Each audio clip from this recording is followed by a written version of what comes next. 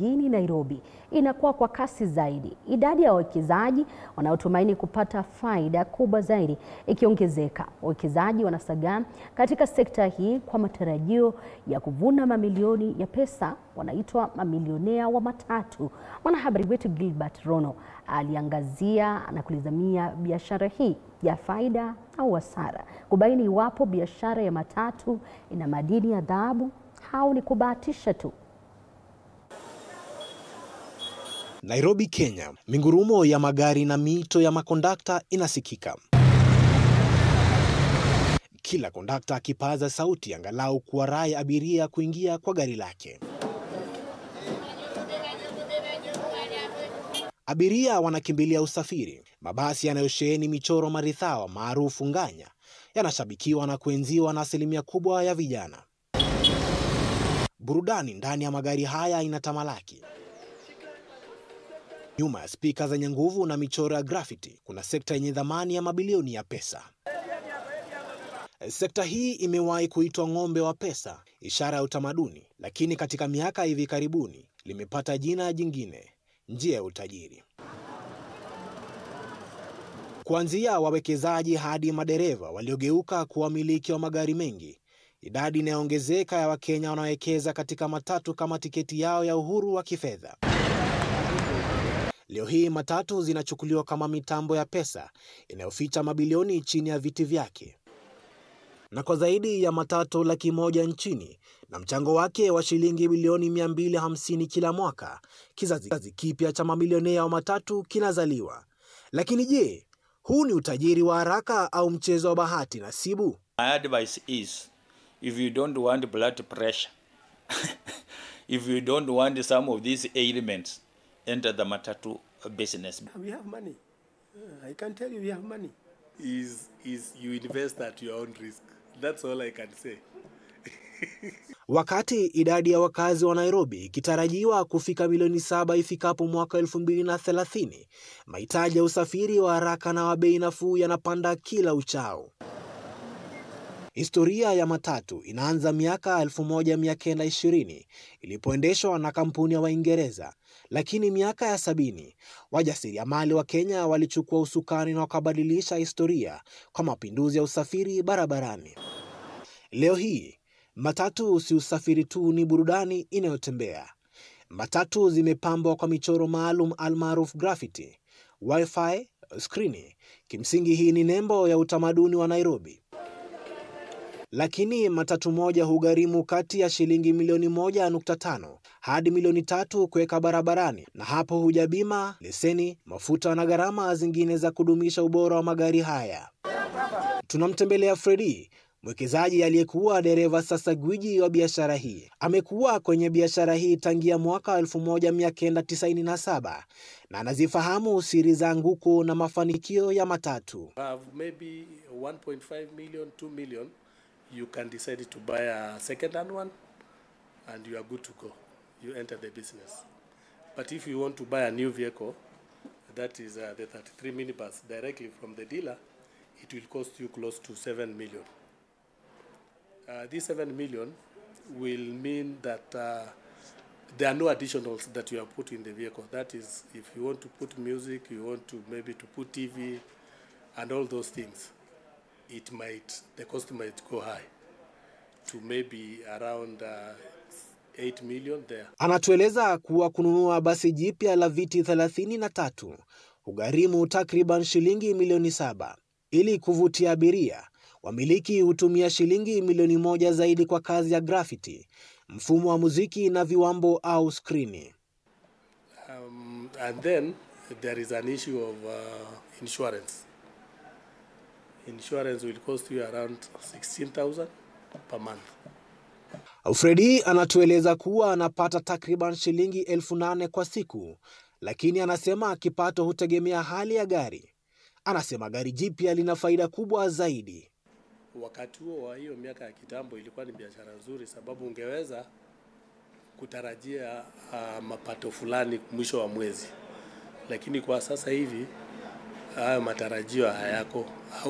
Hauko na uhakika kama utaweza kupata hizo pesa mwisho wa mwaka, mwisho wa mwezi.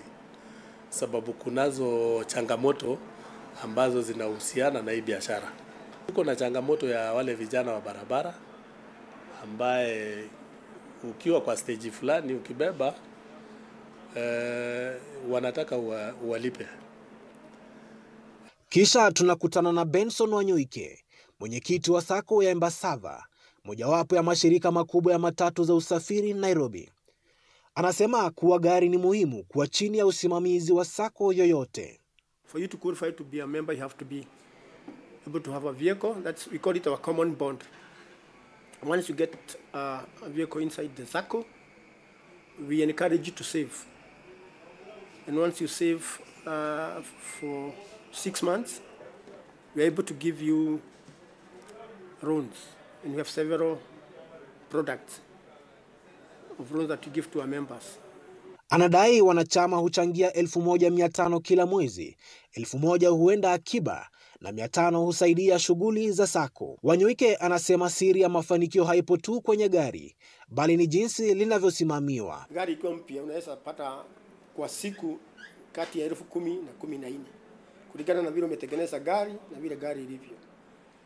Kwa hivyo kwa kila siku unaweza pata between 10,000 na 14,000, na sababu gari ni mpya hiyo gari inaweza fanya kazi kwa siku kama 25. Kwa hivyo ukifanya mahesabu utakuta ya kwamba hiyo gari kwa mwezi ni pesa kiasi gani inaweza kuwa inakupatia ikiwa mpya.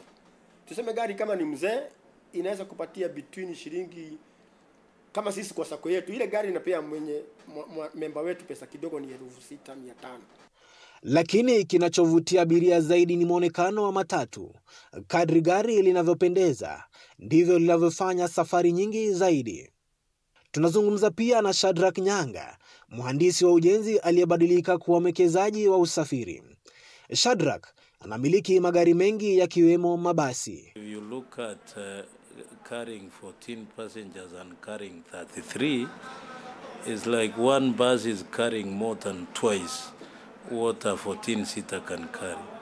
Shadrack anaonya kuwa ushindani ni mkali kadri wawekezaji wanavyoingia kwenye sekta hii. Biashara ni mzuri, si mbaya, ijapokuwa imeanza kuingiwa na watu wengi sana.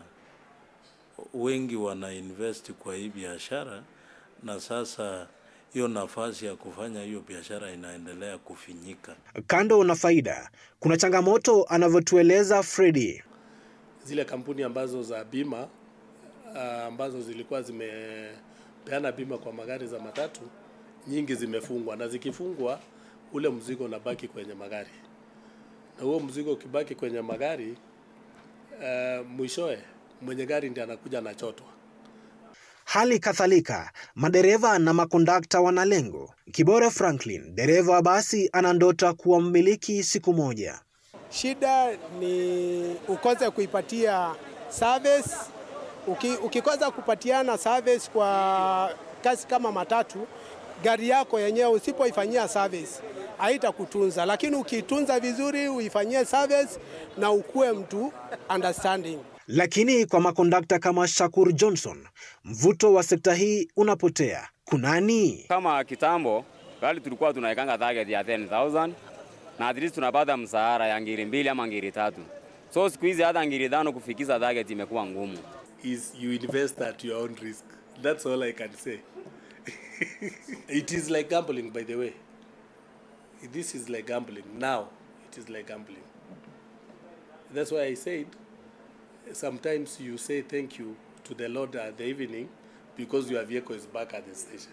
Lakini katikati ya sifa na heko zote, John Katimbwa, naibu mwenyekiti wa chama cha wamiliki wa matatu, anamwaga mchanga kwenye kibuyu cha asali. Ingawa anakubali kuwa shilingi milioni 10 huenda ina msingi, na mbona kuwekeza katika sekta hii?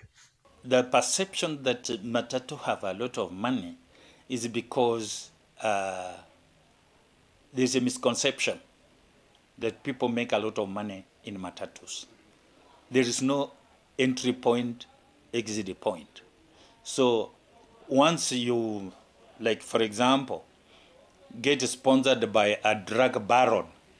Katimbwa anasema hatari ni kubwa mno. Kwake matatu si hazina ya dhahabu, bali ni mtego wa pesa. Mzuri kwa macho lakini mchungu kwa mfuko. The economic risks are high It's only that, as I've earlier said, you know, it depends with the source of the money. So if, say, you've achieved money or gotten money from the wrong source, you don't mind even if you lose $1 million. Wamiliki lazima wakabiliane na bei ya juu ya mafuta, bima, ushuru wa kaunti na mara nyingi hongo kwa magenge au maafisa wala rushwa. Hata hivyo, katikati ya machafuko haya, hadithi za mafanikio bado zipo. Wengi wanaitaja biashara hii kama kidhahabu, ila kwa wengine hii ni mchezo wa kamare. Gilbert Rono, TV47, Nairobi.